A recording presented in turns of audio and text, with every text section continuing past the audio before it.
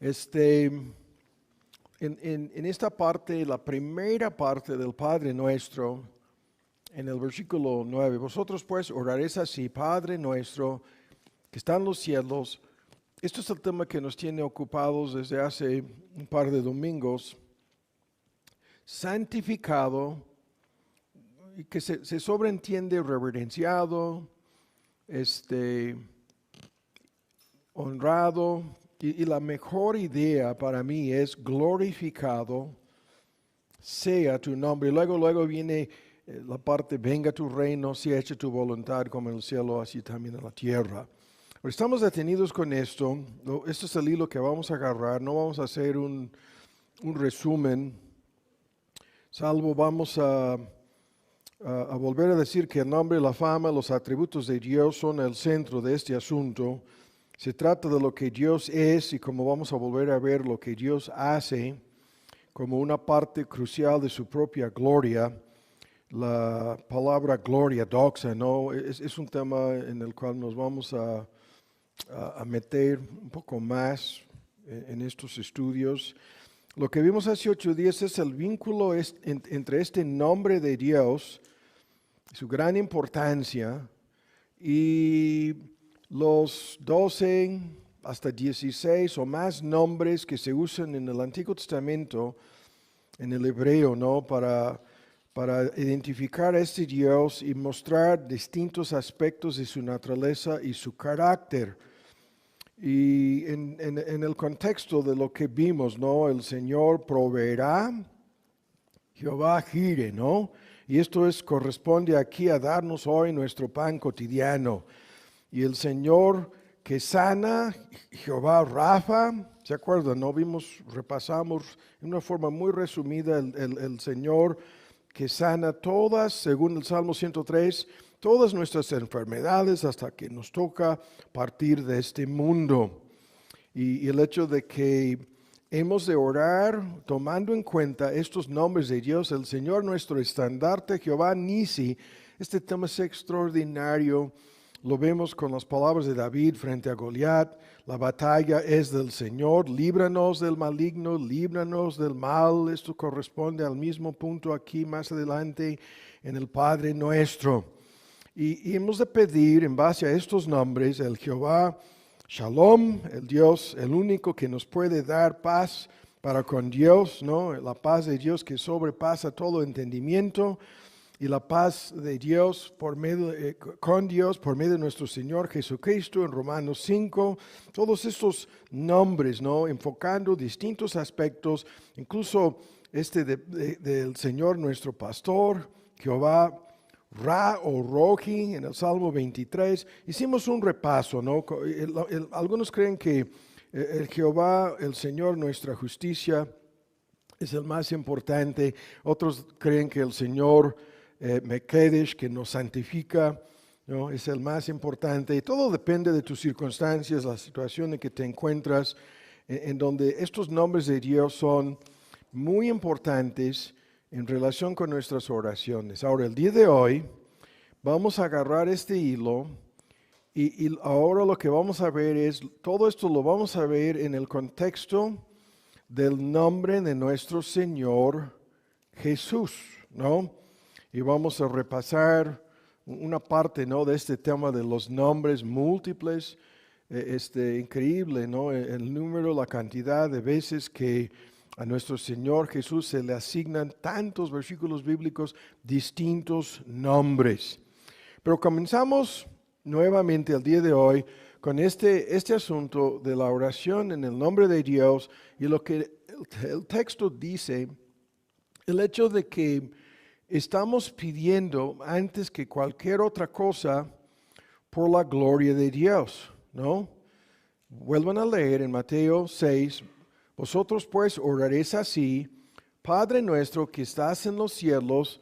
Y lo sigo diciendo, la mejor idea aquí es, entre todos los puntos, honrado, reverenciado, santificado. Lo mejor aquí es glorificado sea tu nombre. Y esto nos enseña, como vamos a ver, muchísimo sobre la verdadera oración, la oración conforme a la Biblia. Y el hecho de que lo vimos hace unos domingos, este Dios busca a verdaderos adoradores, personas que le adoran, el contexto del argumento con la mujer samaritana en Juan 4, y el hecho de que somos criaturas hechas para adorar. Esa es la introducción que vamos a ver aquí. Vamos a volver a discutir una parte de lo que esto quiere decir. Y el hecho de que la vida de cada persona se entrega inevitablemente a alguien o algo, ¿no? Esa es la realidad de este asunto.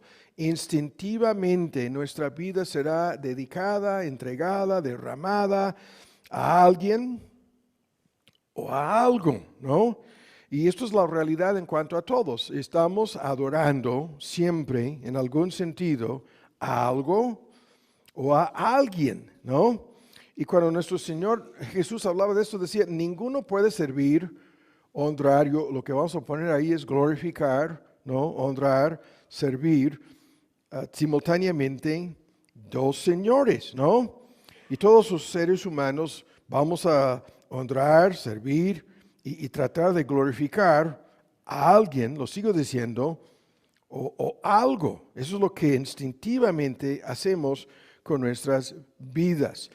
Y la realidad en este asunto es brutal, porque si no nos entregamos a Dios, si no nos dedicamos a glorificar el nombre de Dios, si no nos entregamos, ¿no?, a este Dios, entonces lo que vamos a hacer con nuestras vidas, ya sabemos, nos vamos a entregar a algún ídolo. Eso es lo que sucede con todos los seres humanos. Nos entregaremos a alguna vanidad ilusoria, a algún ídolo, comenzando con el ego, comenzando con el yo, comenzando con lo que vemos en todos los pequeños, ¿no?, que se adoran a sí mismos. Vamos a hacer en un acto de adoración lo que estamos diciendo aquí. Nos vamos a entregar en nuestra auto-idolatría a nuestro yo, a nuestro ego. Nos vamos a volver personas egocéntricas, narcisistas, y vamos a vivir en base a eso nuestras vidas. Y esto es el gran choque, ¿no? El Evangelio, la palabra de Dios, siempre llega a la vida de todos los seres humanos en estos términos. Y la pregunta de a quién nos vamos a entregar, de quién vamos a adorar, y la respuesta se encuentra en lo que vamos a ir discutiendo en parte el día de hoy. Porque la instintiva adoración que vemos por todos lados, ¿no? Podríamos tardar media hora ilustrándolo con las personas involucradas en el mundo de ricos y famosos, en relación con el atletismo, en relación con sus profesiones, vocaciones, estudios, premios, títulos, aplausos. Podríamos pintar todo el panorama. No es necesario, porque esto se reduce a algo muy sencillo. Terminaremos todos nosotros, adoramos, y ese es un tema que hemos analizado muchas veces, lo que evaluamos más, ¿no? Lo que para nosotros tiene más o mayor valor. Cristo resumió este tema diciendo, donde está vuestro tesoro, y eso es lo que valoramos, es lo que estimamos, ¿no? Ahí estará vuestro corazón. Esa es la idea en la forma más sencilla posible, porque todos nosotros valuamos y estimamos algo o alguien, ¿no?, como la cosa principal a la cual nos vamos a entregar a lo largo de nuestras vidas. Y lo vuelvo a decir, adoramos muchas cosas, ¿no?, a lo largo de nuestras vidas. Entre paréntesis la palabra adoramos, ¿no? Adoramos a lo largo de nuestra vida a distintas personas que estimamos. Normalmente son, en el contexto de seres queridos, los que amamos más, ¿no? Y estas cosas y estas personas terminan, como lo dijo Cristo, ahí estará vuestro corazón, terminan ocupando el primer lugar en nuestros corazones, ¿no? En nuestros afectos, en nuestros anhelos. Estábamos hablando de algo sobre esto en el camino, yo y Lisa. Es un tema, permítame usarlo como una ilustración aquí.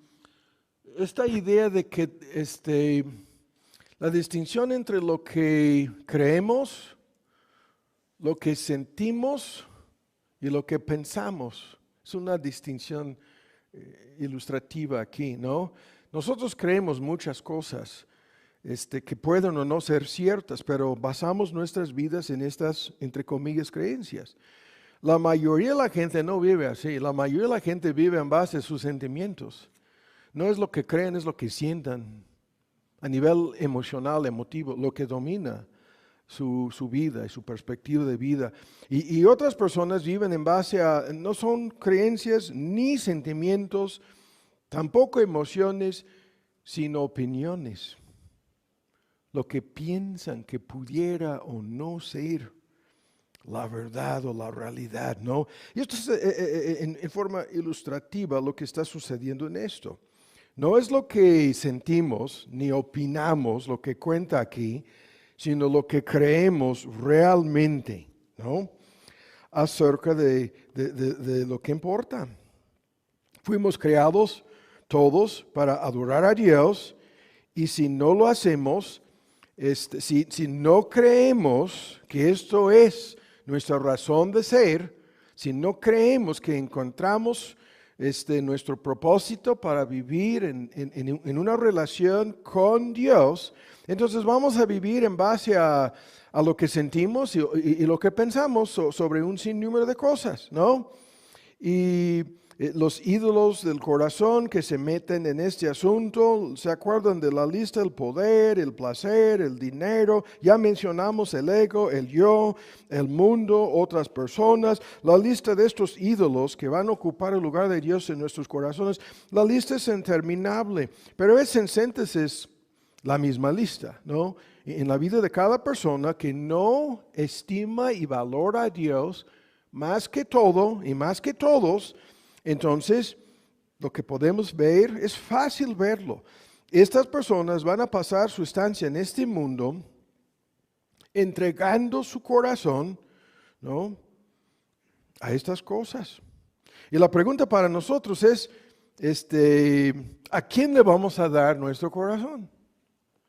En la primera parte del Padre Nuestro, en este modelo de oración, ¿no? En esta oración, modela, no sé si lo estoy diciendo bien, el argumento es, en primer lugar, hemos de evaluar, hemos de honrar, hemos de santificar, hemos de glorificar a Dios mismo, ¿no? Como la persona que evaluamos más, como la única persona digna de nuestra adoración. Y si esto no lo hacemos, todos los textos, ¿no? En Romanos 1 hay este terrible bosquejo sobre la idolatría en el mundo antiguo y moderno, en donde las personas terminan adorando la creación, ¿no? Adorando la creación física en vez de su creador, y cometan el pecado más absurdo, más necio en un sentido, ¿no? De poner la cosa creada en lugar del creador, como la cosa que evaluamos más, ¿no? ¿Cómo es posible que las personas actúen de esta manera? Y hay que entenderlo, ¿no? Es en su depravación total, en su naturaleza caída, ¿no? Hay una semejanza entre estas personas y sus ídolos, y la semejanza es la imagen caída de cada una de estas personas que terminan entregándose no al Dios que hizo las cosas, sino a las cosas que este Dios hizo. Terminan entregándose.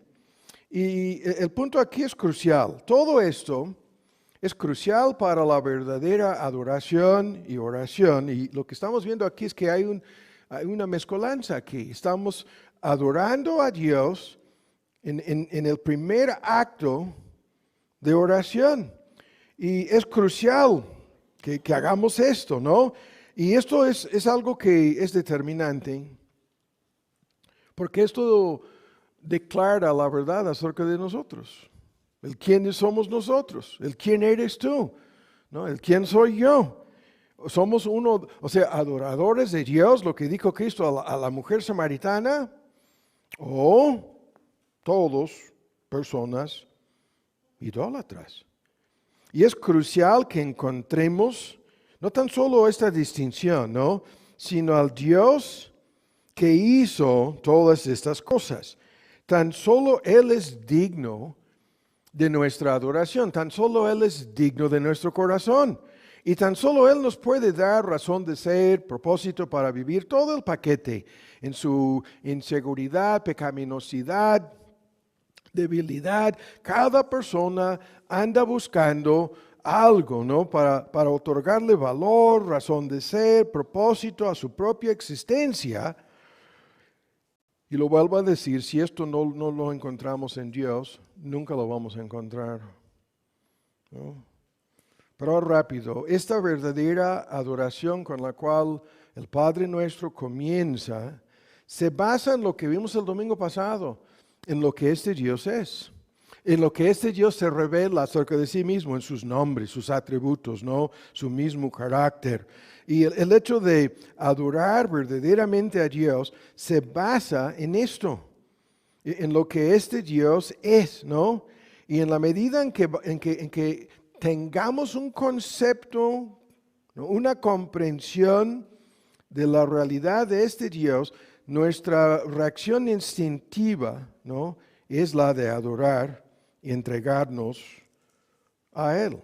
En base a lo que Dios es, en el contexto del cristianismo, el evangelio es en base a lo que este Dios hizo para salvarme, ¿no? Para rescatarte, para salvarnos a nosotros. Lo vamos a ver un momento en el Apocalipsis 5. Esto es la base de esta relación y en el argumento que hemos visto tantas veces en estos estudios en Romanos 12, cuando dice, hermanos, os ruego por las misericordias de Dios que presentéis vuestros cuerpos, es todo el asunto de tu relación con tu cuerpo y el cuerpo que Dios te dio, el don de tu cuerpo, y lo que hemos de hacer con nuestros cuerpos es devolverlos o entregárselos a Dios, ¿no? Este cuerpo en sacrificio vivo, santo, agradable a Dios, que es nuestro, y la fórmula culto racional es adoración, ¿no? Letreiel es la palabra en el griego que significa, se traduce adoración, y el argumento es, hemos de devolvernos a este Dios en un acto de adoración, haciendo que nosotros seamos, ¿no? En el contexto de los sacrificios bajo la ley de Moisés, nosotros somos el sacrificio, nosotros somos la ofrenda, y nosotros nos vamos a entregar a Él como una ofrenda de amor, ¿no? Algo que en el contexto es agradable, ¿no? A este Dios, eso es algo que le place, que le agrada a nuestro Dios, y en la medida en que lo hacemos de todo corazón, ¿no? ¿Qué es lo que está sucediendo? Estamos entregándole todo lo que somos, todo lo que tenemos, ¿no? Y según el texto, esto es la única forma correcta para responder a este Dios, a lo que Él es, en virtud del gran Dios que es, en virtud de su nombre, sus atributos, su gloria, y en virtud de lo que este Dios ha hecho para salvarnos, tenemos que entregarnos a Él. Y vean lo que sucede en esto. Tú y yo nos convertimos así en una ofrenda de amor.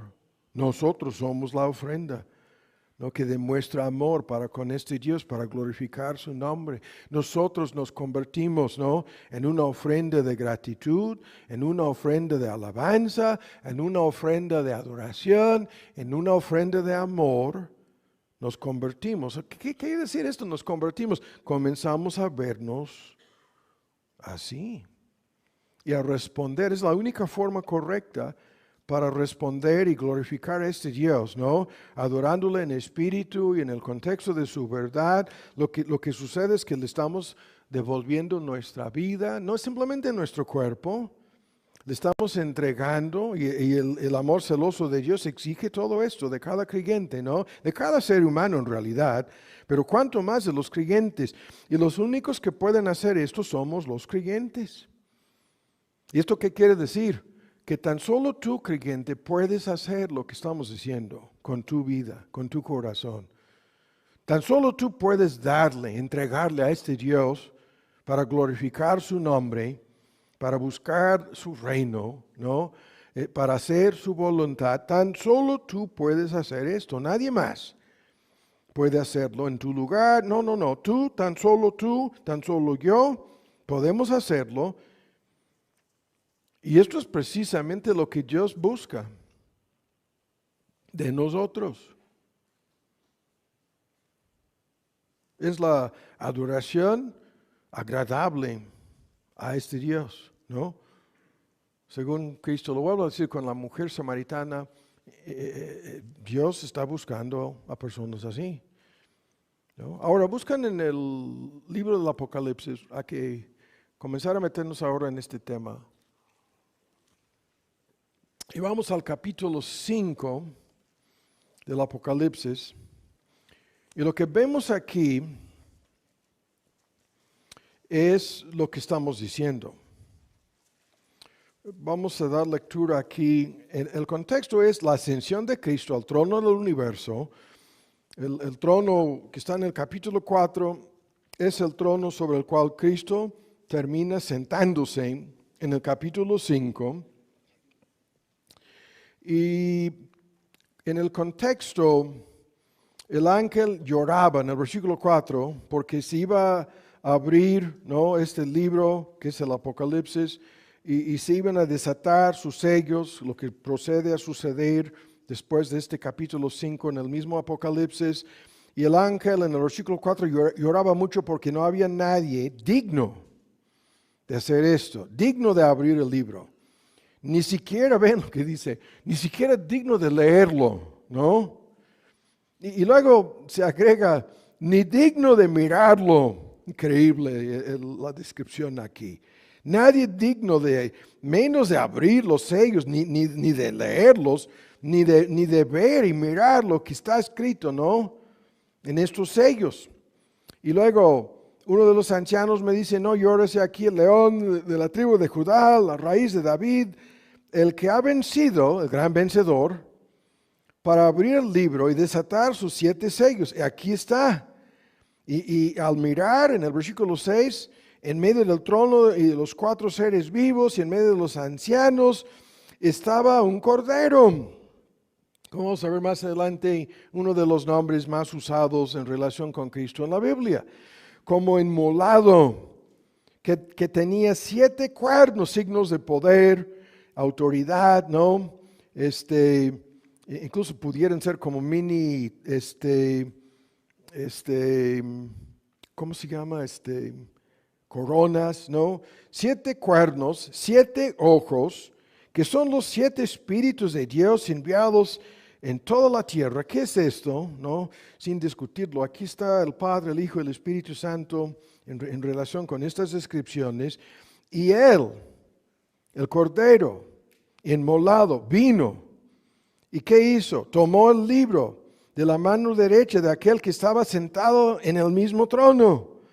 Y cuando hubo tomado el libro, los 4 seres vivos, se llaman animales en la versión antigua, y los 24 ancianos hicieron lo que estamos diciendo.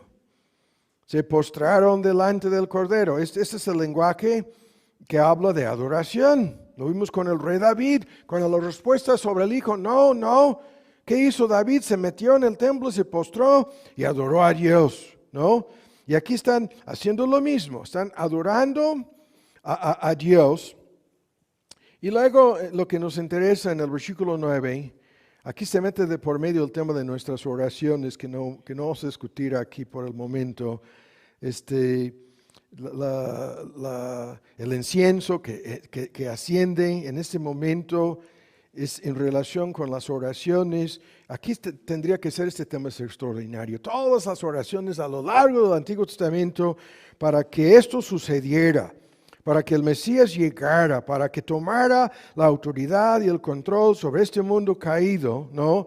Estas oraciones que comienzan a mezclarse en la descripción simbólica de esta increíble realidad y cantaban un nuevo cántico.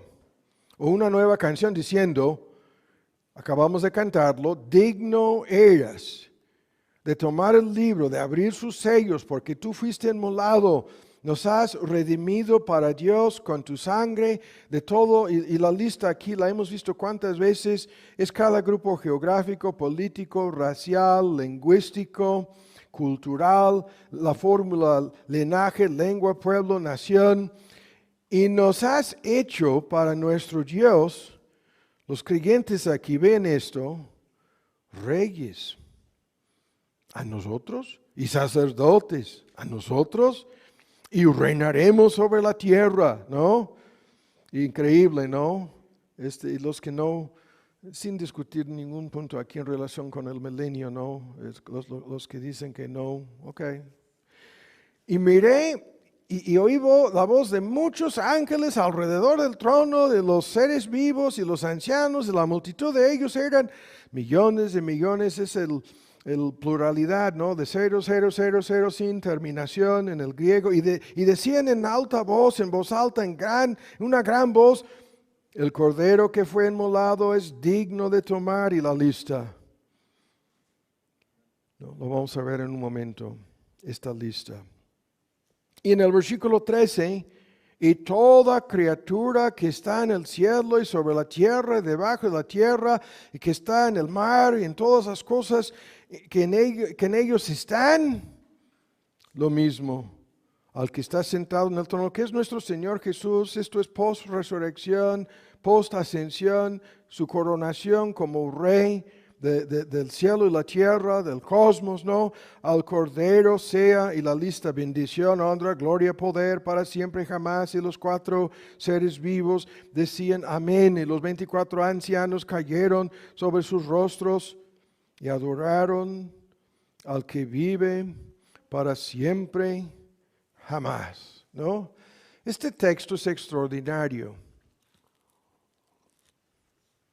Tenemos en algún lugar en la internet una miniserie sobre el libro del Apocalipsis, ¿no? Que va por segmentos y capítulo por capítulo. Está bien, entre paréntesis. No es un comercial, ¿no? Muchas personas, ¿cuándo nos vas a predicar sobre eso? Ya lo hemos hecho en un pasado. Rápido, Cristo es adorado aquí. Vean la lista. Por los 4 seres vivientes. El mismo Cristo adorado por los 24 ancianos. ¿Quiénes son? El mismo Cristo adorado por los santos ángeles, ¿no? Esto no hay duda. Acabamos de leerlo. En el versículo, muchísimos ángeles alrededor del trono. Y Cristo es adorado de principio a fin aquí como Dios.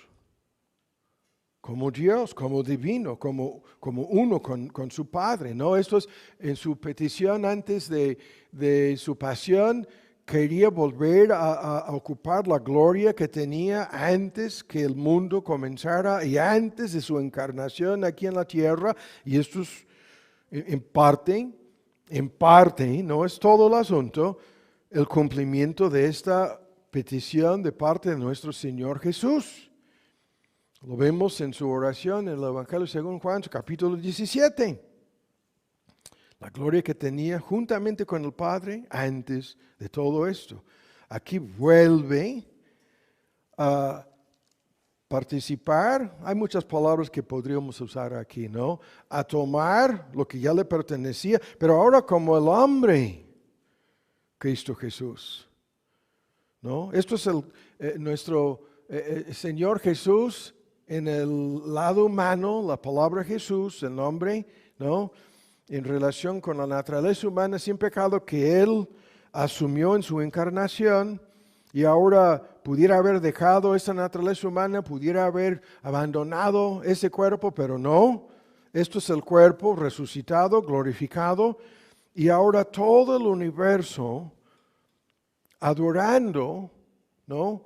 A este nombre de Dios. El nombre aquí en el contexto es el Cordero de Dios. Vamos a ver en un momento una lista de nombres, pero se le atribuyen en su adoración Ahora bien rápido aquí, no podemos detenernos. Ven en el versículo 12, hay una lista de palabras y la primera palabra es poder.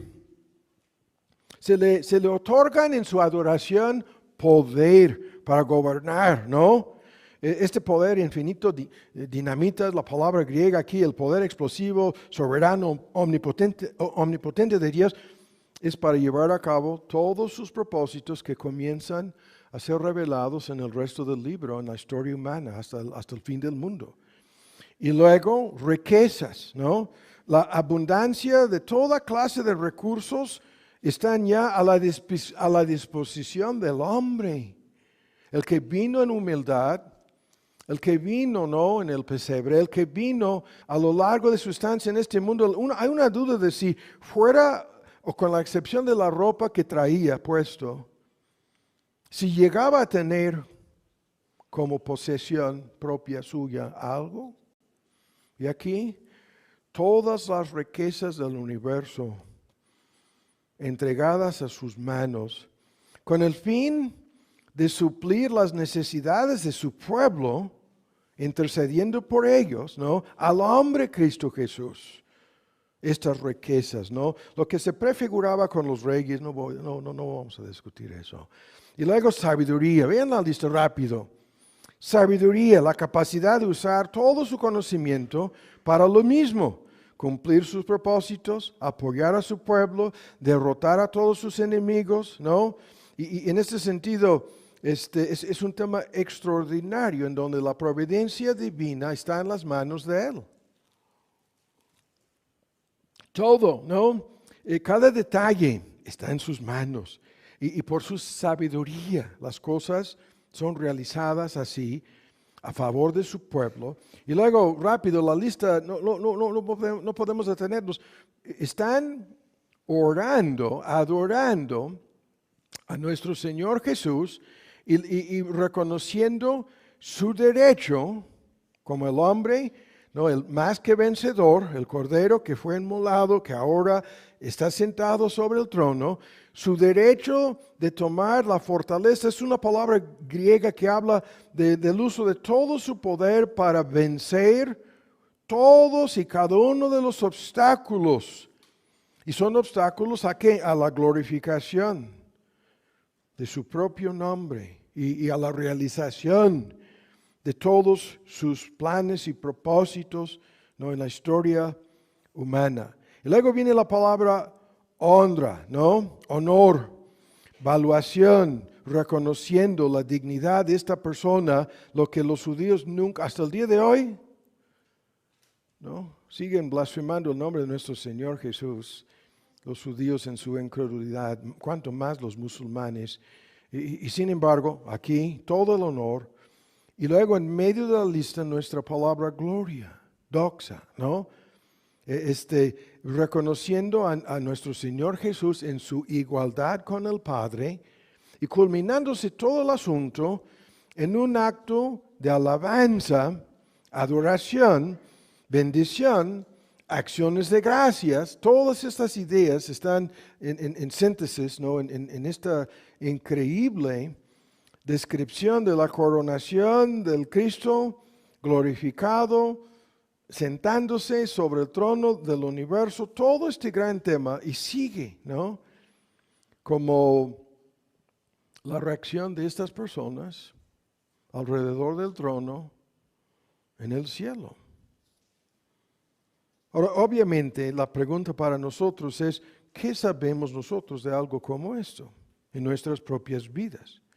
Acabamos de ver, citando de Romanos 12, que hemos de entregar nuestras vidas como un acto de adoración, pero aquí alabanza, honra, ¿no?, con todo el propósito de glorificar a nuestro Señor Jesús en base, todo el argumento, a la salvación, ¿no?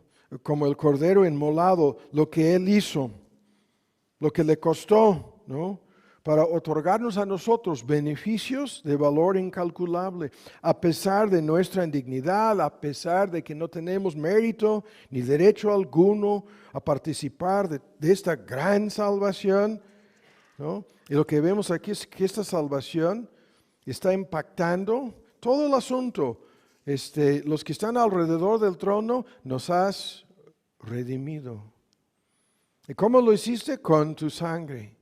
Y aquí se contempla todos los creyentes, ¿no? Redimidos de todos los grupos mencionados en el texto. Y ahora, en consecuencia de esto, el futuro de ellos, reyes. ¿Qué quiere decir esto? Sacerdotes. Las funciones sacerdotales de interceder a favor de otras personas están en síntesis, sin discutir los argumentos sobre esto en Hebreos y en las epístolas de Pedro. Es el mismo asunto.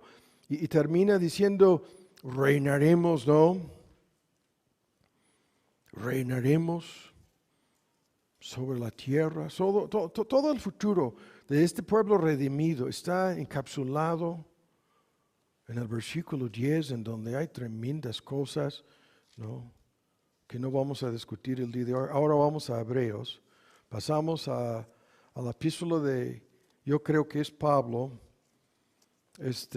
a los Hebreos.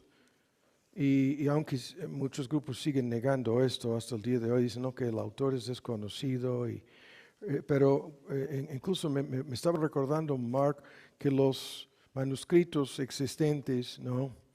Del texto recibido son entre 5 y 7 mil manuscritos que sobreviven hasta el día de hoy, que apoyan el texto recibido, que es nuestra versión antigua en español. Y en los textos, los manuscritos en el griego, esto es lo que dice la epístola del apóstol San Pablo a los hebreos, ¿no? Entonces, los que dicen, no, ustedes no desconocen la erudición y todos los descubrimientos modernos. No, simplemente creemos lo que está escrito, no tan solo aquí, sobre el autor de Hebreos. Ahora, terminó la introducción.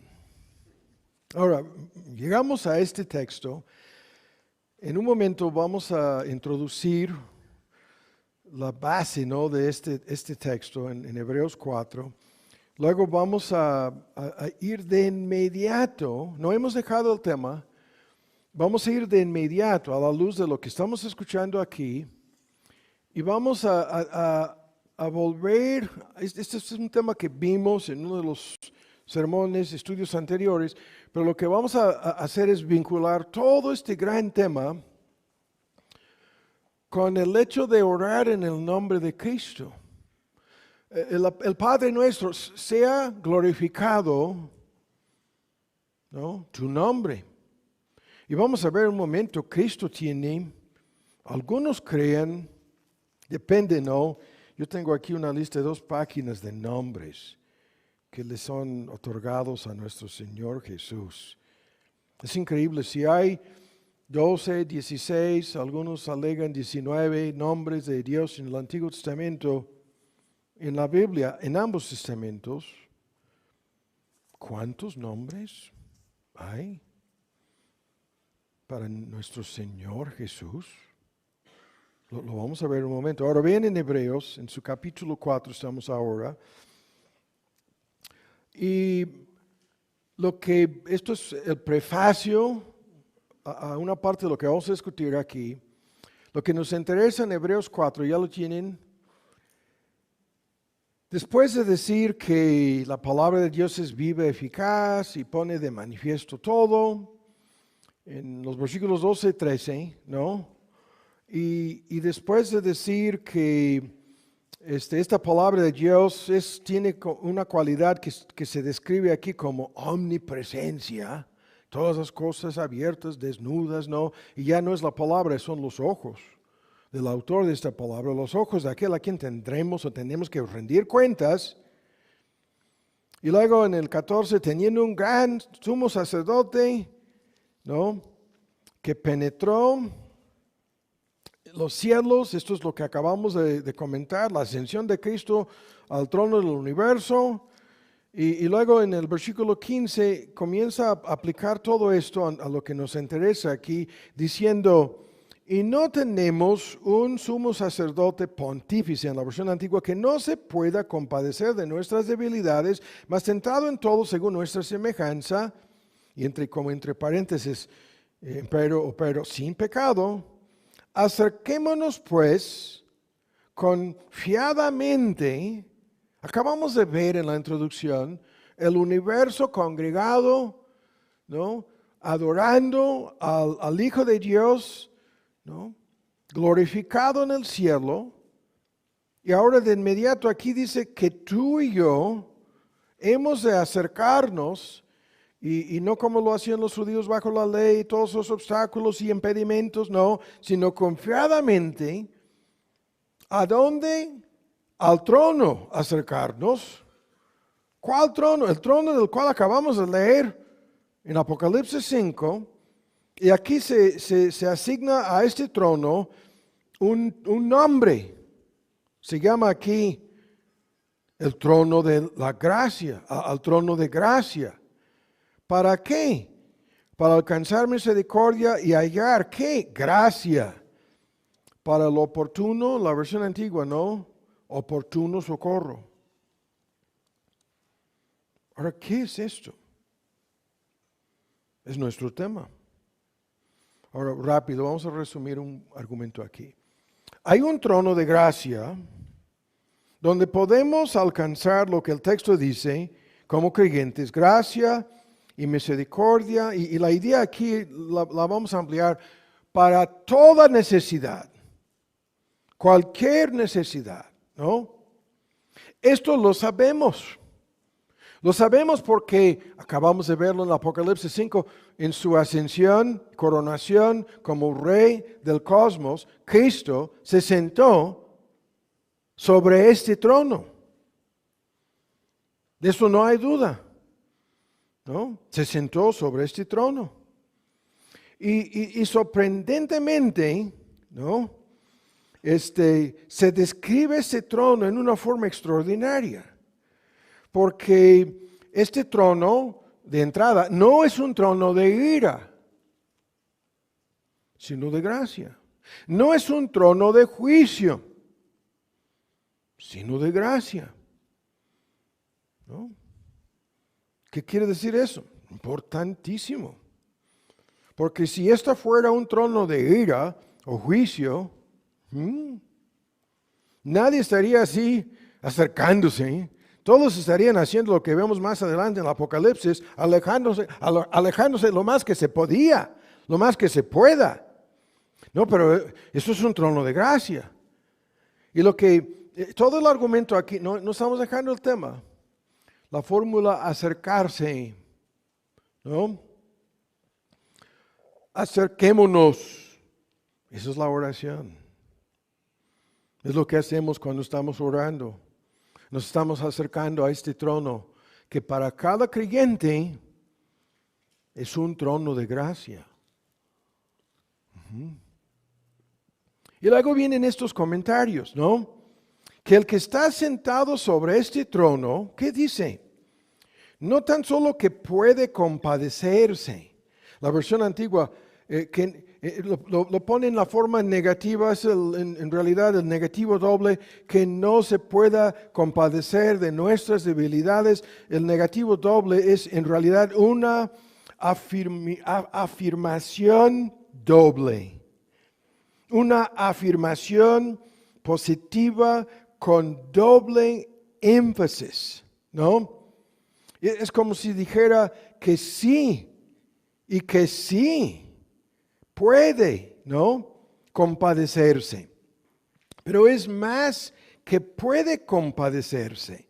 Se da por sentado que se compadece de nosotros y que es imposible que no se compadezca, que es imposible que no se compadece, que esto es lo que este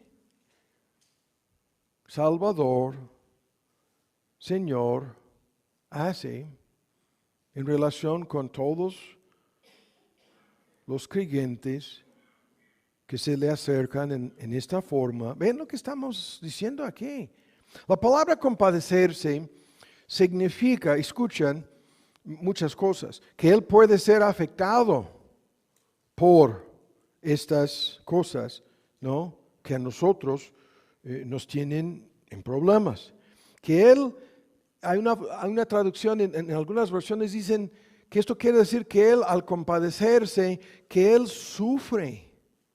Al identificarse con nosotros, comparte algo de nuestros sufrimientos. Es un tema increíblemente profundo, ¿no? Si vamos por ese camino, y los que niegan que Dios tiene emociones ya están en problemas con una afirmación como esta. Porque la compasión en sí misma es una emoción, ¿no? Y los textos, ¿en cuántos ejemplos tenemos esto? Al verdugo Saulo, perseguidor, torturando a hombres y mujeres. ¿Por qué a hombres y a mujeres los torturaba como verdugo? ¿Por qué me estás persiguiendo a mí? ¿Por qué me persigues a mí? Esta palabra significa compadecerse, tener compasión, sentir compasión, es una emoción por esas personas. O si es una sola persona que se acerca, por esa persona.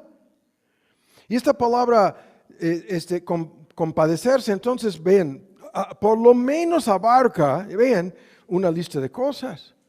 Hay un interés profundo, ¿no? Por estas personas. Esto nosotros lo entendemos. Si vemos que una persona se compadece de nosotros, realmente se da por sentado esto. A esta persona le interesa, a esta persona le preocupa lo que a mí, lo que a ti, lo que a nosotros nos acontece, primero.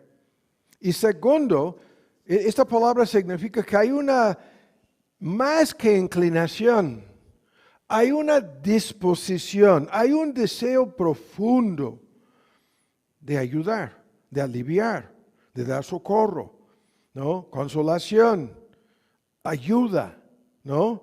Haciendo lo necesario para aliviar, ayudar a esta persona. Que esta disposición está no latente, sino activo.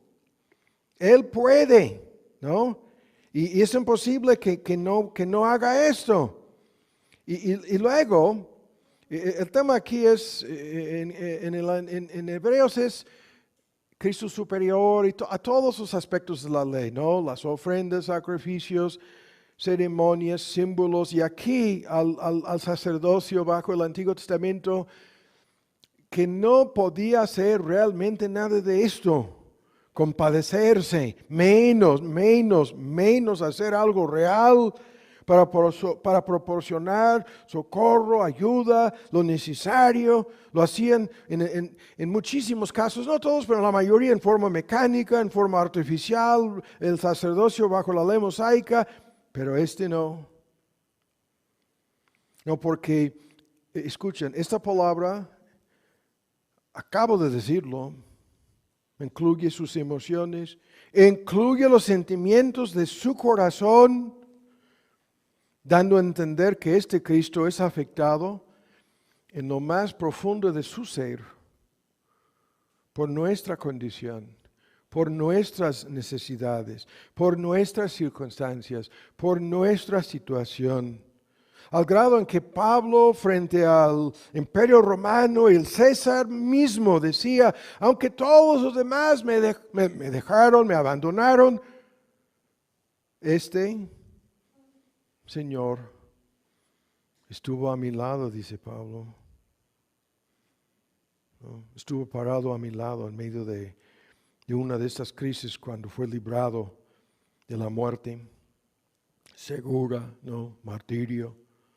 Pero rápido, además de todo esto, el contexto pinta el asunto más aún en términos de nuestras debilidades. Nuestras debilidades. Se compadece de nuestras debilidades. Debilidades de cuerpo, debilidades en la mente, debilidades en el espíritu, haz tu lista, debilidad de entendimiento, debilidad ocasionada por responsabilidades, cargas, presiones de la vida, quehaceres, ¿no? Debilidades emocionales, tristezas, decepciones, angustias, frustraciones, ansiedades, la sentencia de muerte, haz la lista, debilidades de todo tipo, ¿no? Incluyendo de inmediato tentaciones de la carne, tentaciones del diablo, tentaciones del mundo. Sí. Habiendo él sufrido estas tentaciones sin pecado. ¿Qué es esto? ¿Cristo la persona más tentada que haya vivido? Sí. Sin pecar. No hay ninguna tentación que Él desconozca. Ninguna debilidad tampoco. Hasta Pablo llega a decir, crucificado en debilidad. La ciencia misma en la cruz del Calvario se veía como todas las debilidades encarnadas, ¿no? Concentrándose en Él, ¿no? Y hasta las tentaciones, bajar de la cruz, salvarte a ti mismo, ¿no? Frente a Pilato, si mi reino fuera de este mundo, mis seguidores habrían hecho lo necesario, habrían peleado, habrían intervenido para que yo no fuera entregado a tus manos, ¿no? Así la debilidad. Y la promesa que Él está presente en el contexto de que no hemos dejado el tema, la oración, ¿no? En su nombre, como vamos a ver. Y es para proporcionar, ven la lista de cosas, misericordia increíble, ¿no? Y gracia, y socorro oportuno, ¿no? Y la idea, la ayuda necesaria en el momento necesario, en el tiempo necesario, ¿no? En las necesidades cotidianas, repentinas, abrumadoras, la crisis, la lucha, ¿no? La tentación, en la medida perfecta, la gracia necesaria, el poder necesario, ¿no? El socorro necesario, así. El argumento es extraordinario.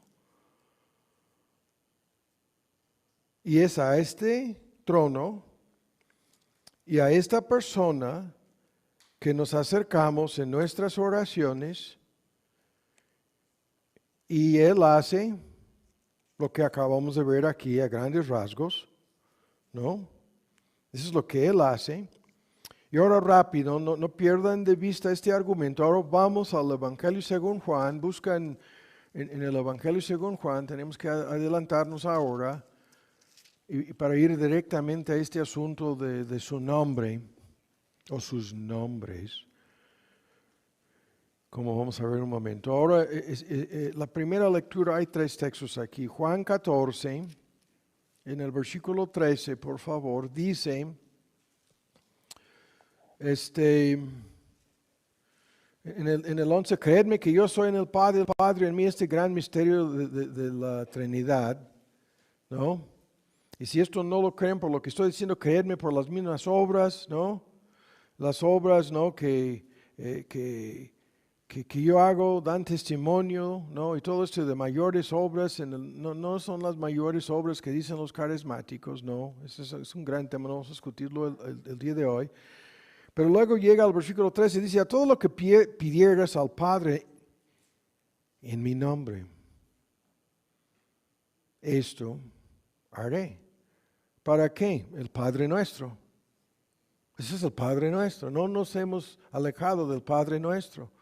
Para que Él sea glorificado, para que el nombre del Padre sea glorificado en el Hijo. Y si algo pidieras en mi nombre, yo lo haré. Estos textos entre los más discutidos de la Biblia. Ahora en el 15, el próximo capítulo, rápido, la misma cosa. Ustedes no me elegisteis a vosotros, la elección no está basada en preconocimiento de lo que ninguna persona haría.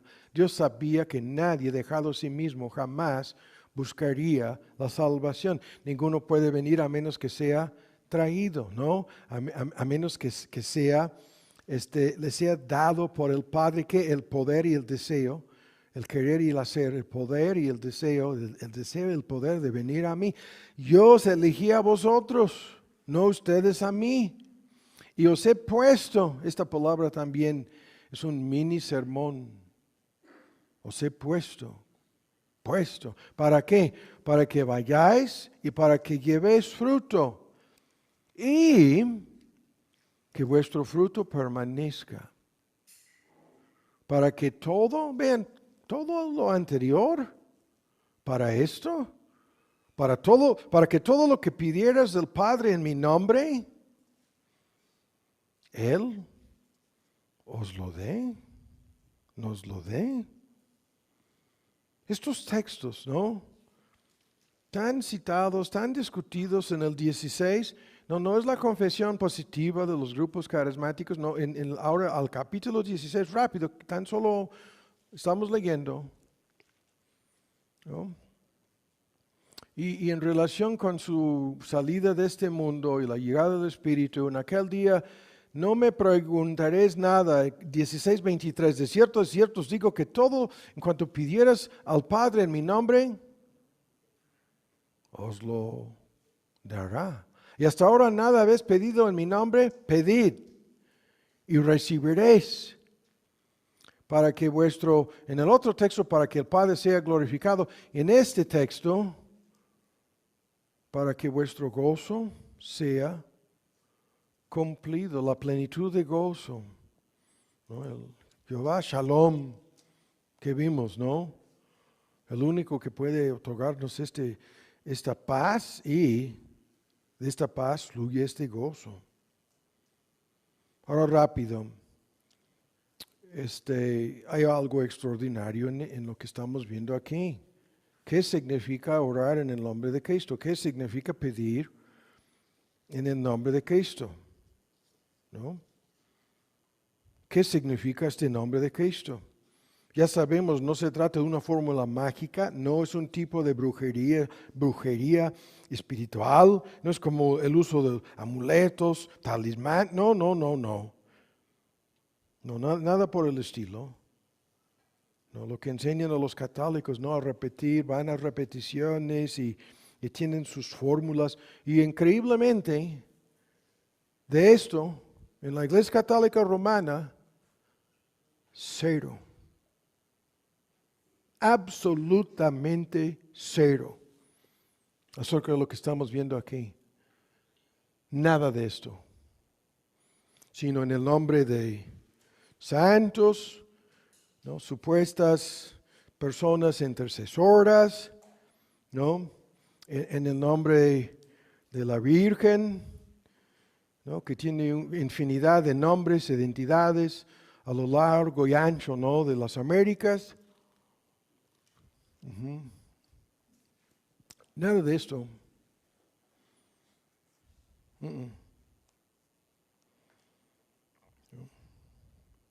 El único nombre que tiene importancia en la oración es este. El único camino al Padre es este, ¿no? El único mediador entre Dios y los hombres, Jesucristo hombre. 2:5 de 2 de Timoteo, cantábamos Juan 14:6, ¿no? En ningún otro nombre hay salvación, Hechos 4:12. No hay otro nombre bajo el cielo dado a los hombres en que podemos ser salvos. La predicación apostólica constante, continuamente, a lo largo del libro de los Hechos. Todas las personas en el cielo, la tierra, el infierno, confesarán que Cristo es el Señor, según Filipenses 2. Y acabamos de verlo en Apocalipsis 5, el universo entero. En Apocalipsis 19, este nombre es sobre todo nombre, dice. ¿no? Rey de reyes, Señor de señores. La promesa de salvación, si confesamos que este Cristo, Jesús, es nuestro Señor, dueño soberano, la promesa más grande posible, seremos salvos. ¿No? Y así, en sus oficios como profeta, sacerdote, rey, maestro, salvador y Señor, lo mismo. Y en el Nuevo Testamento, incansablemente Señor, ¿no? Y luego en otros textos el bienaventurado, el solo soberano, el único que tiene inmortalidad, el juez justo del universo, el único que tiene nuestro destino eterno en sus manos, el único que puede perdonar. Por eso es un trono de misericordia, un trono de gracia, el único Salvador, el único que puede justificar, ¿no? El único que puede salvar o condenar, el único Redentor, el único mediador, el único sacerdote. Así, incansablemente.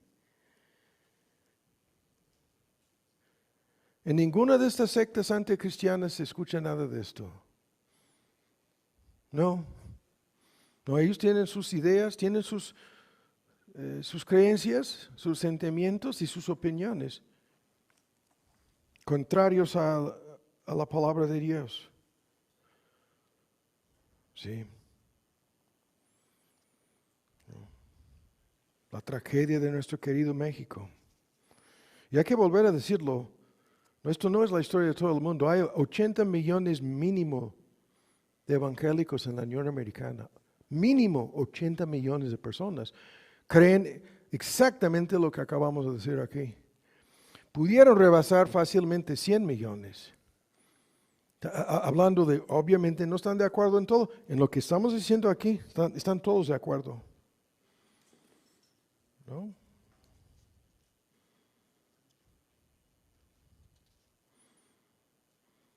Ahora rápido.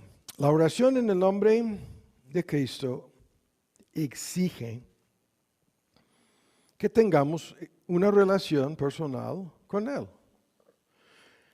O sea, lo que se presupone aquí, que pertenezcamos a Él, que Él es mi Salvador, mi mediador, mi Señor, nuestro Salvador, nuestro mediador, nuestro Señor. Se presupone esto. Los únicos que tienen el derecho de orar en su nombre son los creyentes. Nadie más. Son los únicos que van a pedir en base a sus méritos, ¿no? En base a su justicia, en base a su nombre, ¿no? Van a pedir en base a su sacrificio. Sí. En base a sus méritos, lo vuelvo a decir, revestidos de su justicia, a través de la fe, van a pedir, ¿no? En su nombre. Aquellos que se han arrepentido de sus pecados, piden en el nombre de Cristo, ¿no? En sus oraciones. Ahora, hay que detenernos aquí unos momentos.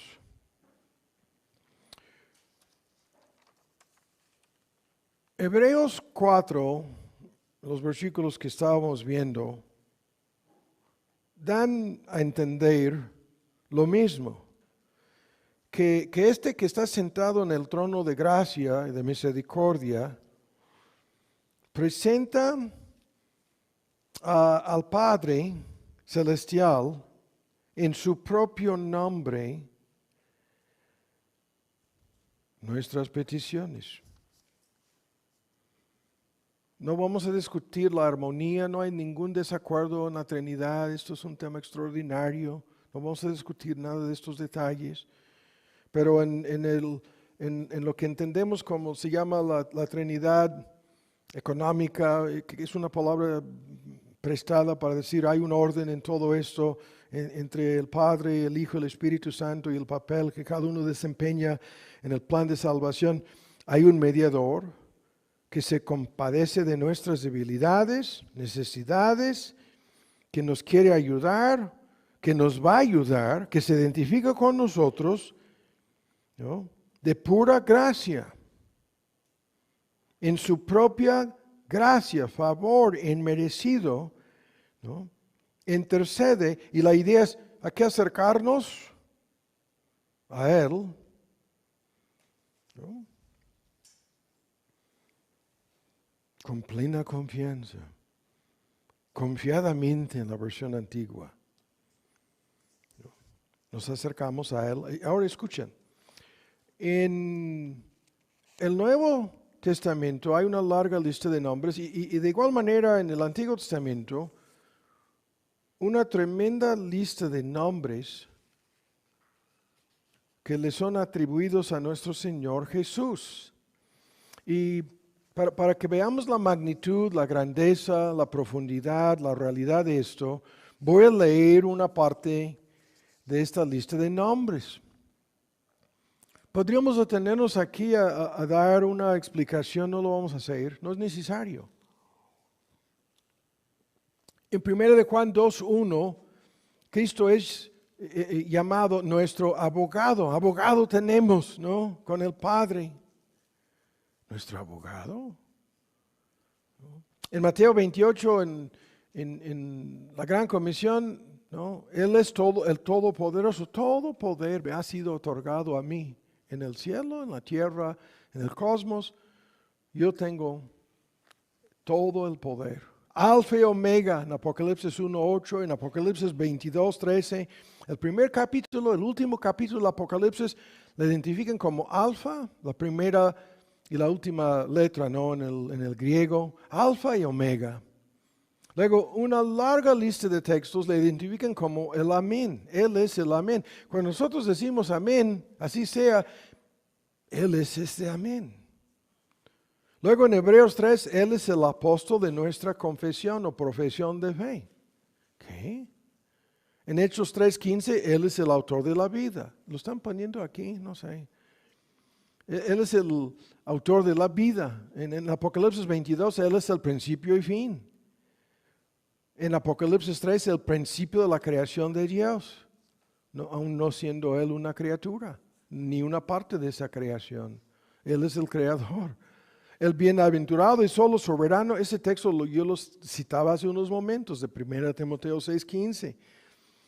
El pan de Dios de su propia boca en Juan 6:33, el pan de vida en Juan 6:35 y 6:48. La piedra, esta famosa piedra angular, principal, piedra del ángulo, repetidas veces en Hechos, Efesios, 1 de Pedro y en otros textos en el Antiguo Testamento. El pastor principal. La palabra Cristo es del griego, que es una palabra técnica que se traduce ungido, que se sobreentiende que es un nombre o título del Mesías prometido, el Cristo, a lo largo del Antiguo Testamento. Luego, en el primer capítulo del Evangelio según Juan, Él es el Creador. En Romanos 11, el libertador. De su propia boca en Juan 10, la puerta, ¿no? En otros textos, vida eterna. Él es esta vida eterna. El fiel y verdadero en Apocalipsis 19. El testigo fiel y verdadero. Ven el intercambio varias veces en el Apocalipsis. El primero y el último. Lo mismo, Alfa y Omega. Primero y último. Primogénito entre los muertos. Esto es algo extraordinario, porque quiere decir que hay algo en la resurrección de los muertos de nuestro Señor Jesús que le constituye como primogénito. ¿Qué es esto? El primero en una línea, ¿no? Que ninguna otra persona resucitada antes de Cristo, ¿no? Fue resucitada para vivir eternamente, pero Él sí. Y Él es, en ese sentido, el primogénito de nuestra resurrección para vivir eternamente. Autor y consumador de nuestra fe, en Hebreos 12, autor de la salvación, en Hebreos 2, en una larga lista de textos, Dios. Todas estas sectas que dicen no, que Cristo no se identifica como Dios, es una larga lista de textos que le identifican como Dios. Luego el buen pastor en Juan 10 y Juan 14, el gran pastor en Hebreos 13, el gran sumo sacerdote en Hebreos 4, la cabeza de la iglesia en Efesios repetidas veces, en la epístola de Pablo a los Efesios, el heredero de todas las cosas, el sumo sacerdote, vean, la lista es increíble, el santo y justo, santo y verdadero. En 1 Timoteo 1:1, la esperanza. Y luego en Colosenses, la esperanza de gloria. El cuerno de la salvación en Lucas 1. El yo soy. Como vamos a ver próximamente, esto es el nombre de Dios, ¿no? Jehová, que por el uso de ese nombre los judíos le acusaban de hacerse igual como el Padre y trataban repetidas veces, trataban de matarlo. El yo soy, la imagen de Dios. En 2 de Corintios 4:4, Rey de los siglos, Rey de Israel, ven a la lista, Rey de los judíos, Rey de reyes, Rey de las naciones, ¿no? En todos los textos ahí, los textos de referencia, no los voy a citar. El Cordero, como ya lo hemos visto, en Apocalipsis 5, en Apocalipsis 13. El Cordero de Dios de la boca de Juan el Bautista, la primera cosa que dice, y aquí el Cordero de Dios, que quita el pecado del mundo. Y es el mundo de los creyentes, ¿no? El Cordero sin mancha, 1 de Pedro 1:19, el postrer Adán, el último Adán, vida, luz del mundo, ¿no? León de la tribu de Judá, acabamos de leerlo en Apocalipsis 5, el que vive en Apocalipsis 1, piedra viva en 1 Pedro 2:4. Y esto de Señor, ¿cuántas veces? Curios, dueño soberano, ¿no? Me viene a la mente esta lista de textos, 296 textos le identifican como el Curio, Señor, y otros Señor de todos, Señor de gloria, Señor de señores, ¿no? Y luego en 1 Corintios 15, el hombre del cielo, el hombre celestial, en contraste con Adán, el hombre terrenal. Y luego maestro, ¿cuántas veces maestro? Mediador del nuevo pacto, Dios poderoso. Estas fórmulas, estrella de la mañana, ¿no? Un nombre que es muy discutido esto porque hay el tema en donde Satanás quería usar este mismo nombre, estrella de la mañana. El Hijo unigénito, único en su clase, ¿no? No quiere decir que tiene un origen, que tiene un principio, es un tecnicismo aquí. Nuestro gran Dios y Salvador, nuestro protector, nuestro marido, nuestro rescate, nuestra justicia, nuestro Cordero Pascual, en 1 Corintios 5:7, nuestra santificación, en 1 Corintios 1:30, el poder de Dios, Cristo mismo. Acabamos de verlo, poder, ¿no? Dunamis, en la adoración en el cielo, le pertenece todo poder, piedra angular, preciosa, príncipe de paz, profeta, ¿no? Resurrección y vida, el justo, la roca, la raíz de David, el soberano de los reyes de la tierra. Si fuéramos a ver tan solo los textos que usan la palabra Salvador, Hijo de David, Hijo de Dios, Hijo del hombre, Hijo del Altísimo, fuente de salvación eterna, mediador, la piedra que fue rechazada, pan verdadero, luz verdadera, vid verdadera, y esta fórmula, verdad, camino, ¿no? Sabiduría de Dios, consejero maravilloso, y este tecnicismo, logos, la palabra que se traduce en muchas versiones, verbo, palabra de Dios, al principio del Evangelio según Juan y otra vez en el Apocalipsis. Ahora, es una pequeña muestra de qué, de los nombres de Dios, nuestro Señor Jesús. Es una pequeña muestra. Y es de increíble ayuda ver, entonces, en el contexto de nuestro tema de la oración, podemos orar como lo vimos con los nombres de Dios en el Antiguo Testamento, basándonos en cada uno, cualquiera de estos nombres, o todos estos nombres. orar en el nombre de Jesús. La mayor parte de estos nombres se refieren a diferentes aspectos de su persona y su obra. Lo que Él ya hizo a favor de nosotros. Ahora, en el tiempo que nos resta, déjame ver aquí. Vamos a concluir. Tratando de explicar un poco más acerca de qué significa entonces orar, ¿no?, para la gloria del nombre de Dios, ¿no? Glorificado sea tu nombre. Y lo que estamos diciendo es la oración en el nombre de Cristo. Y vinculándolo con el argumento anterior, los musulmanes no oran en este nombre. Los judíos no oran en este nombre. Escuchen lo que estamos diciendo. En su conjunto, todas las demás religiones en el mundo tampoco no oran en el nombre de Cristo.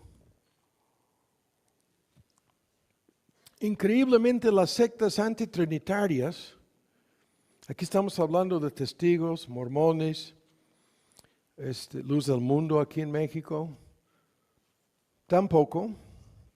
Son grupos en sus creencias teológicas que rechazan la doctrina bíblica de la Trinidad y la divinidad de nuestro Señor Jesús, como los judíos, como los musulmanes, ¿no?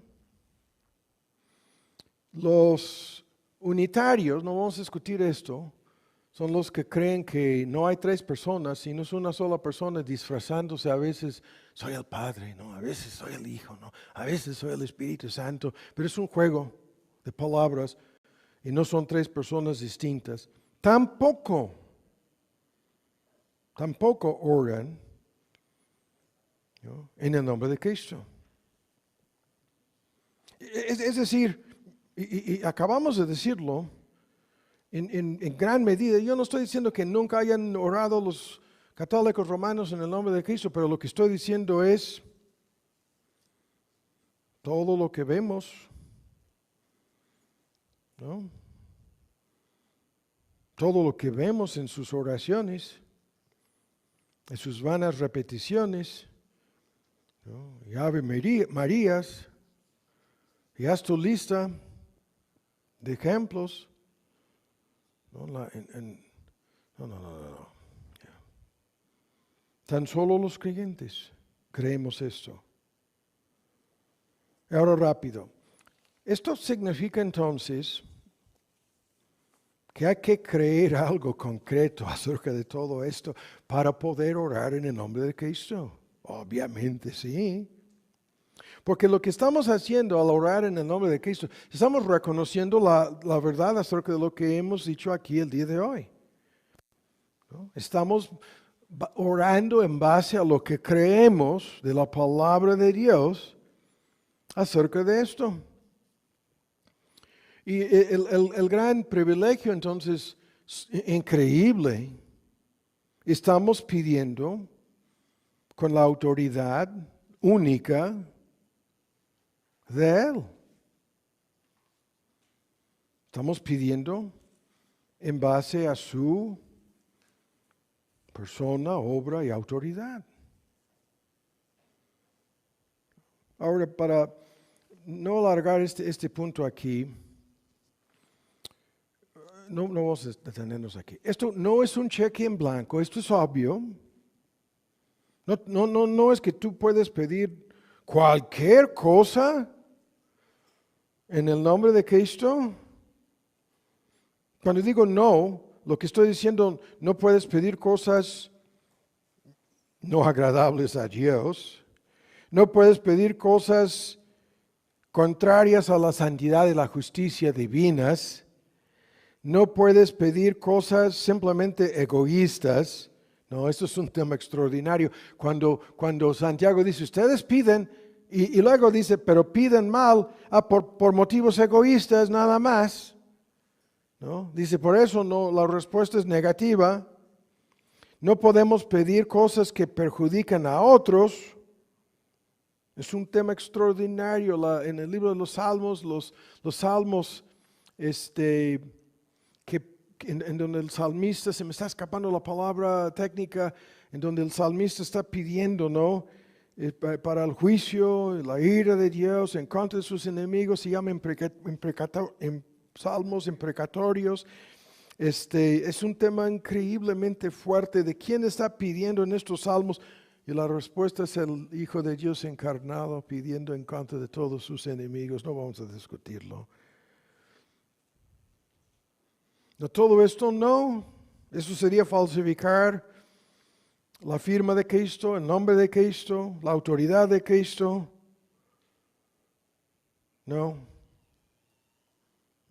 Entonces, ¿qué quiere decir pedir en el nombre de Cristo? Rápido, quiere decir por lo menos algunas cosas, ¿no? Primero, lo que hemos escuchado. Nos estamos acercando a un trono de ¿qué? Gracia. Esta palabra gracia da a entender que no merecemos lo que nosotros estamos pidiendo. Eso es lo que estamos reconociendo. Nuestra falta de méritos. No tenemos derecho a nada.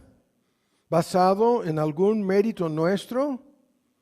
No. Todo lo que le estamos pidiendo de principio a fin resulta ser el don de su gracia, su misericordia, ¿no? Las palabras gracia, misericordia, socorro, presuponen esto. Estamos reconociendo nuestra falta de méritos.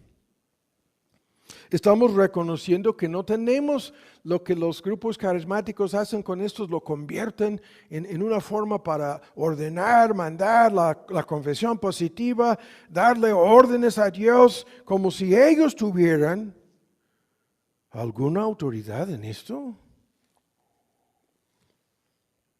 Olvidándose de todo el asunto, es su gloria, es su reino, ¿no?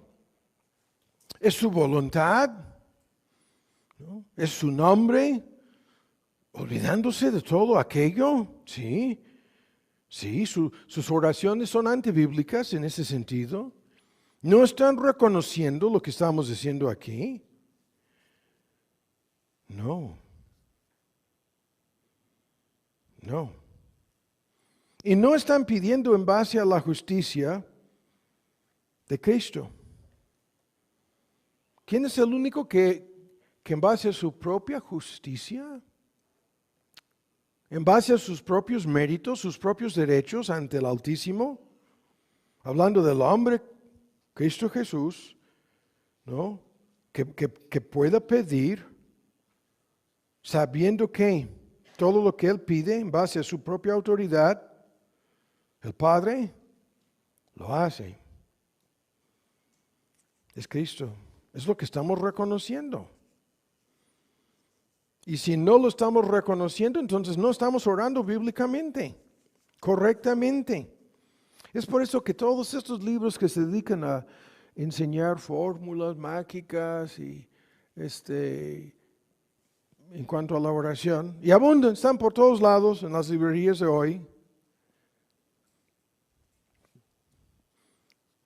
no están en este contexto, en la mayoría de los casos, no.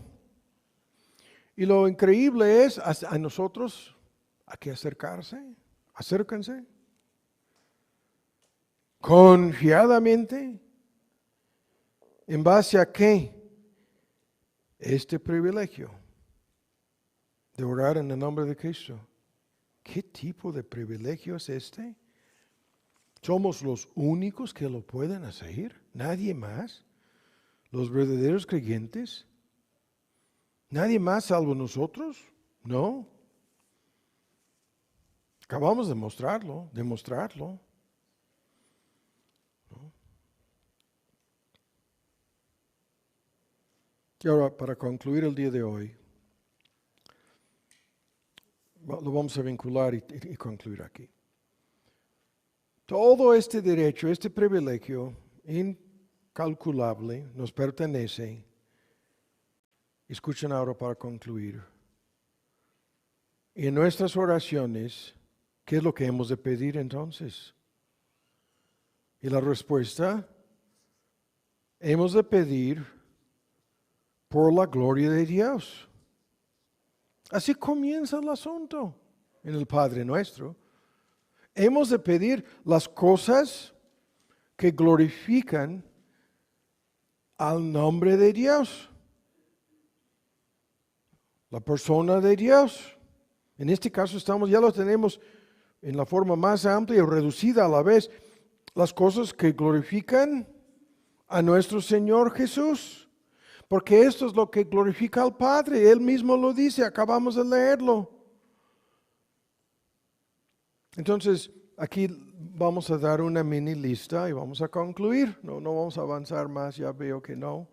Entonces, aquí con la mini lista podemos concluir.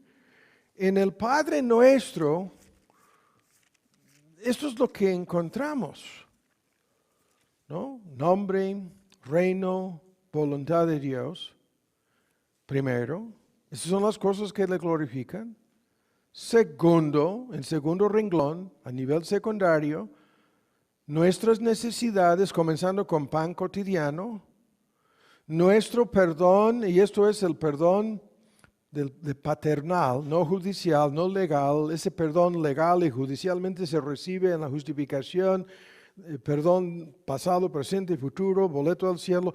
Pero esto es el perdón de los pecados cotidianos que afectan nuestra comunión, compañerismo, intimidad con Él. Sí. Y luego nuestras luchas, tentaciones, y en el trono de gracia, a ese tema directamente va, ¿no? Probado, tentado, ¿no? Su simpatía, se compadece con nosotros. Y así hay un orden de cosas que hemos de pedir. Estas cosas glorifican a Dios. Es obvio. Vienen en el modelo de oración. Ahora vamos a terminar leyendo aquí rápido. Vamos a ver. Busquen en Efesios.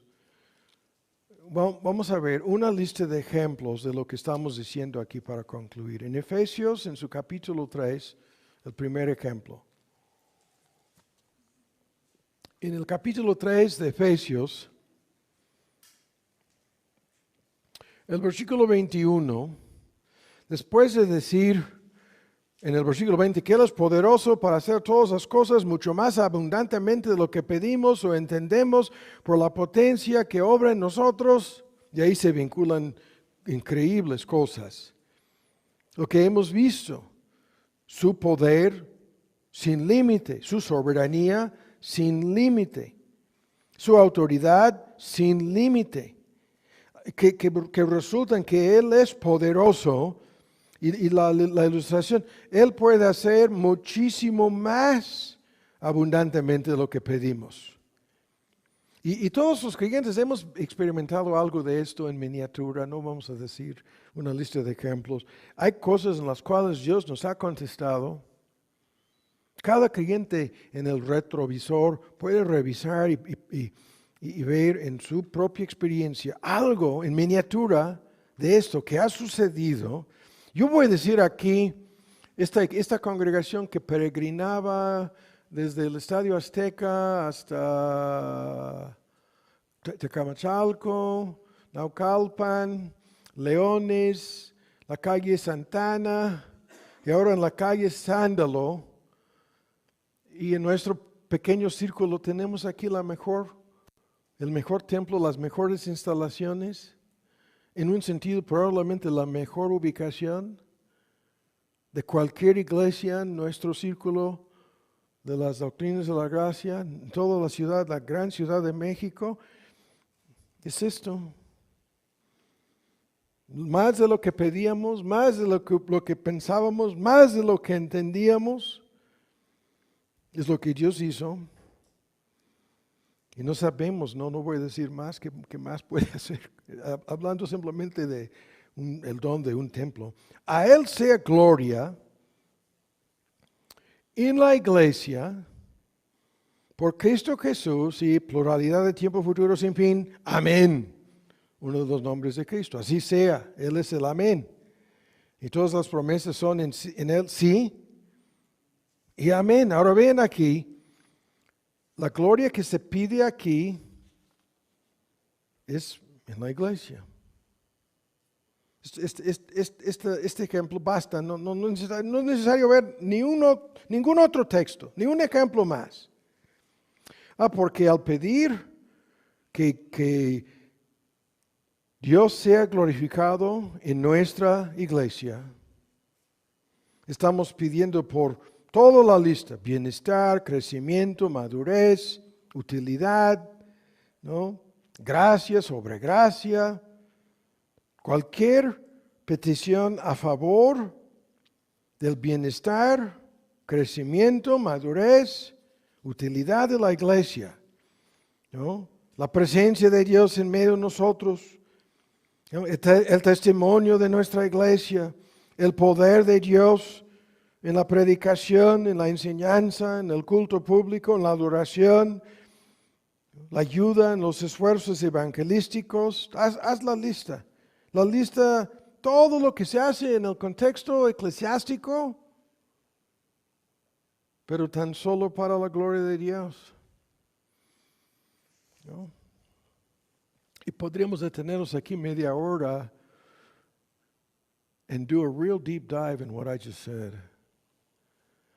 Porque hay muchísimas congregaciones que piden un sinnúmero de cosas que no se relacionan con la gloria de Dios. Pero en la medida en que se pida por o para la gloria de Dios, estamos pidiendo correctamente. En el contexto de este ejemplo, rápido, 2 Tesalonicenses, ahora vamos a concluir. En relación con la iglesia, a esto volveremos. Ahora, segundo, de inmediato, este texto, 2 Tesalonicenses 3, hermanos, que oréis por nosotros, vamos a discutir todo este asunto de la oración mutua. Y de inmediato, ¿qué? Pedían que la palabra de Dios corra y ¿qué? Sea glorificada, así como entre vosotros. Y una lista secundaria de otras cosas, pero la oración, la petición, que la palabra de Dios se difunda rápidamente, corra, es un modismo, es una ilustración, y sea esta palabra glorificada.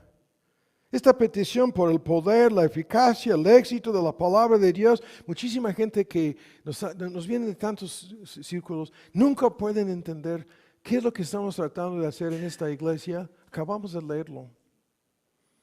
No estamos haciendo otra cosa aquí. Todo el culto está centrado en la palabra de Dios, en el poder y la eficacia de la palabra de Dios. En que la palabra de Cristo es la palabra de Dios encarnada, pero aquí el tecnicismo, en la medida en que la palabra de Dios es glorificada, Dios es glorificado. Hay un texto en el Antiguo Testamento donde Dios dice que ha exaltado su palabra por encima de su propio nombre. Un texto muy discutido, ¿no? Y todo lo que hacemos en esta iglesia está en este texto. Es lo que queremos, es lo que buscamos. Es el instrumento para hacer todo lo que Dios quiere hacer en este mundo. No se hace nada sin la palabra de Dios, ¿no? La fe que viene por el oír y el oír por la palabra de Dios. Y vosotros regenerados, nacidos de nuevo, vivificados, resucitados de los muertos. ¿Pero cómo? Por el mismo instrumento, la misma palabra de Dios.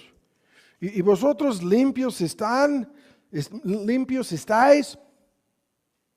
por la palabra de Dios, ¿no? Los pecados perdonados por la palabra, el lavacro de la palabra, dice Pablo. Y la palabra como espada del Espíritu.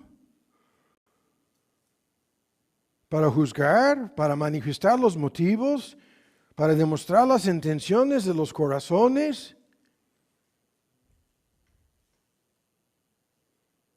Y la meta de que no seamos simplemente oidores, sino hacedores.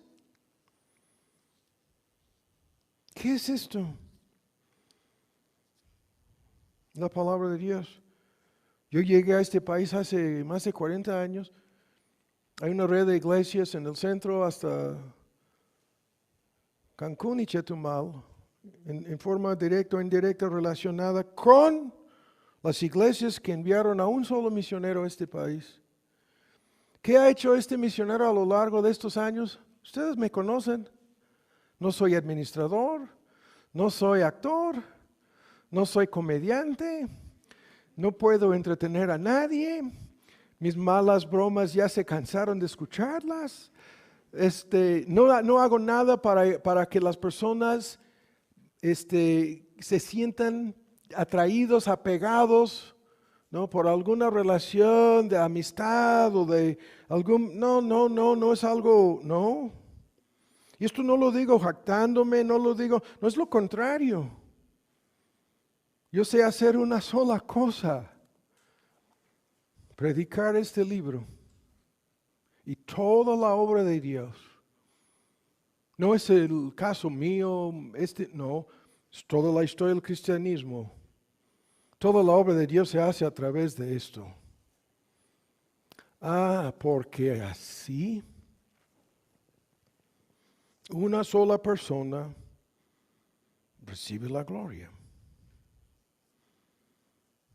En el contexto de Pedro, véanlo. Primera de Pedro 4, vamos a terminar. Primera de Pedro, falta 1 o 2 textos. Eso es lo que Pedro dice. En todo lo que hagamos en el contexto de servir a Dios, en el contexto de nuestra vida cristiana, en la iglesia, sirviendo en lo que sea, que debemos hacerlo como administradores, mayordomos de las diferentes gracias de Dios. Al final del versículo 10, si uno habla, esto es una parte de estos dones, de hablar, de enseñar, de predicar, hable conforme a ¿qué? Las palabras de Dios. Si alguno ministra conforme al poder que Dios proporciona, suministra, y hay un sinnúmero de personas aquí que han hecho muchas cosas para servir y ministrar, y en todos sus ejemplos, los que vienen a tocar la trompeta, los que vienen a llamar la atención, los que buscan aplausos y reconocimientos, no son bienvenidos. Pero los que vienen para servir en conformidad con el poder que tan solo Dios les puede dar, y la gente que nunca lo ha entendido, tenemos este tesoro en vasos de barro para que la excelencia del poder sea de Dios y no de nosotros, dice Pablo. ¿Qué es esto? Es el mismo argumento. Dice, en cualquier forma en que vamos a servir y entregarnos a Dios, es con el fin de que en todas las cosas sea Dios glorificado por Jesucristo, al cual sea gloria, imperio, honra, para siempre, jamás. Es la misma fórmula, el mismo argumento técnico aquí. Amén.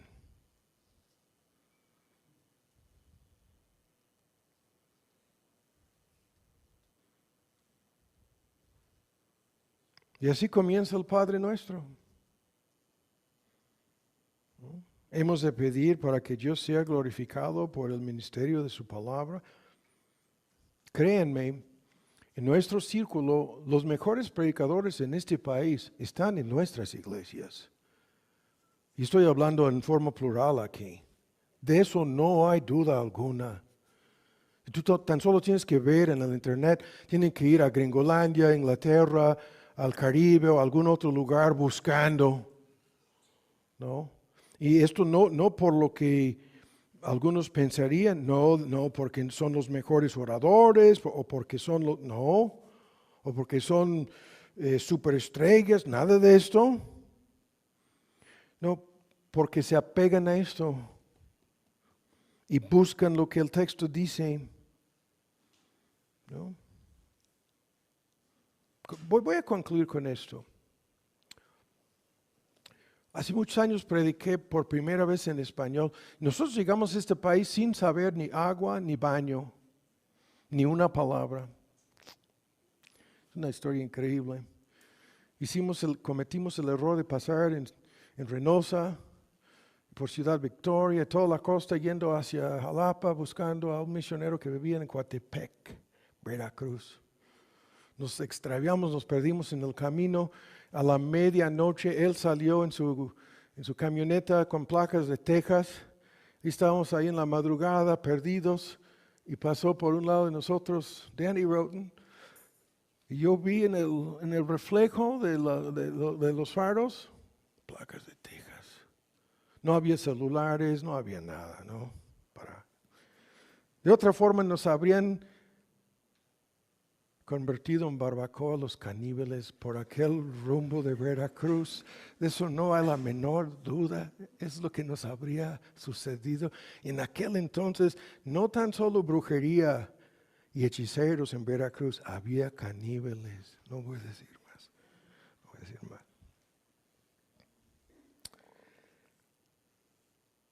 Y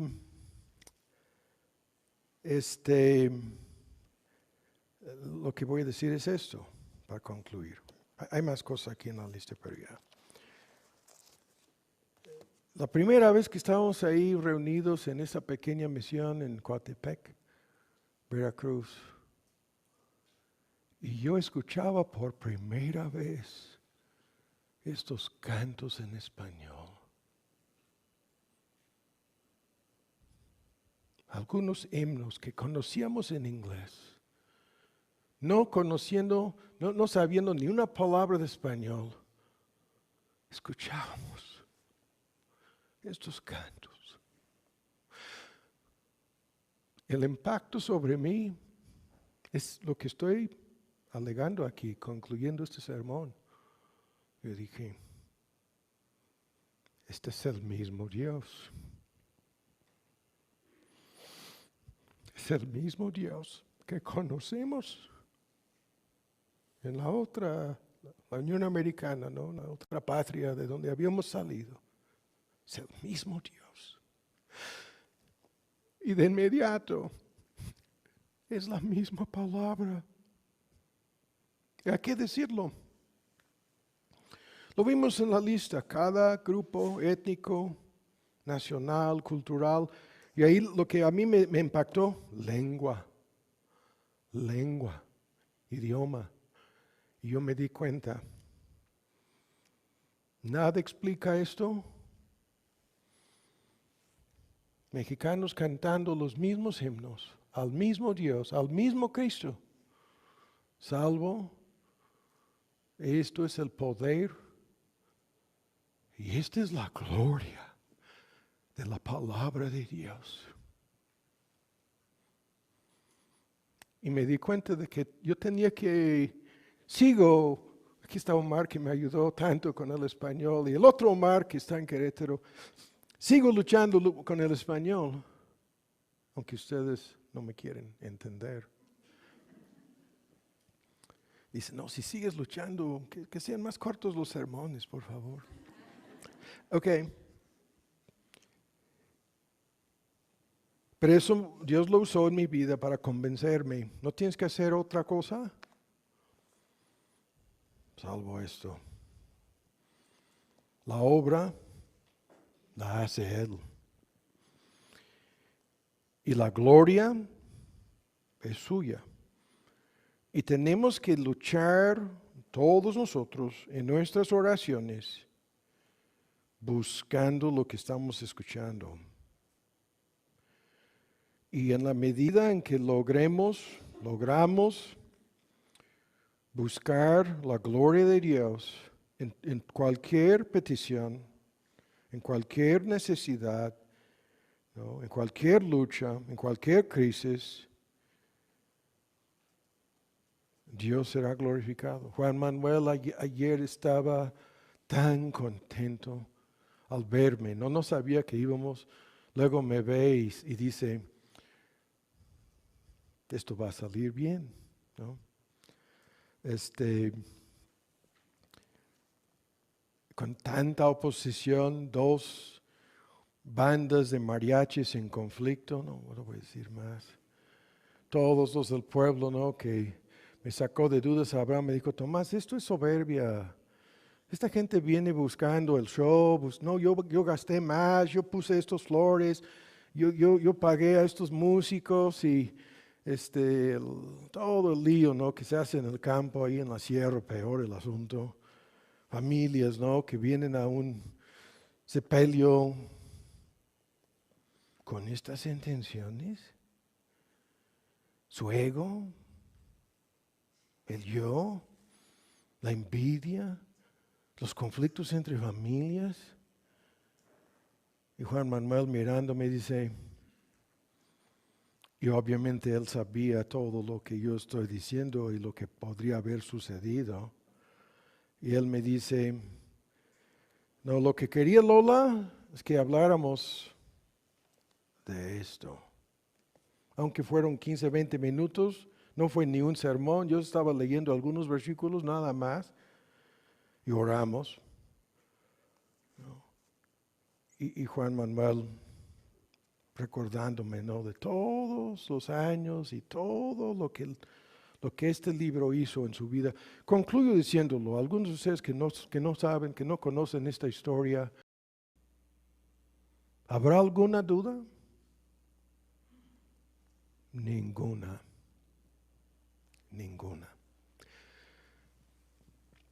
Padre Celestial, te damos muchas gracias por tu palabra, por tu verdad, por lo que hemos escuchado y por una lista de personas como Lola, que ya están en la tercera edad o que ya partieron de este mundo y se encuentran en tu presencia. Sabemos que tú te glorificaste a ti mismo en su salvación de cada uno de ellos, usando tu palabra, tu verdad. La palabra que juzgará a cada ser humano en el día final, como lo dijo nuestro Señor Jesús.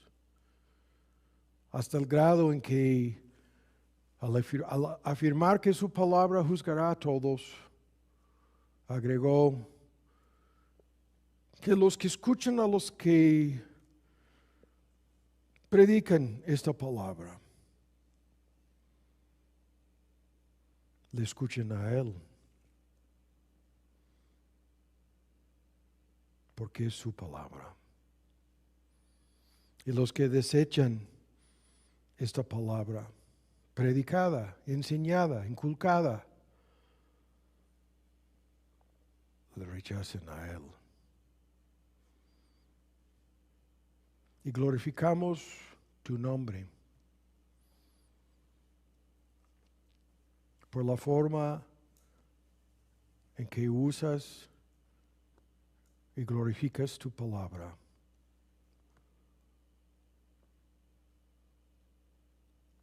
Te damos infinitas gracias por el poder de esta palabra en la vida de cada creyente presente. Y por los inconversos, incrédulos, algunos escépticos y otros simpatizantes presentes. Te pedimos que tu palabra, que es la espada de dos filos, que penetra hasta lo más profundo del corazón humano, que la palabra de salvación haga su obra en ellos, sabiendo que así te glorificas a ti mismo y tu nombre es glorificado. En el nombre de Cristo Jesús, amén.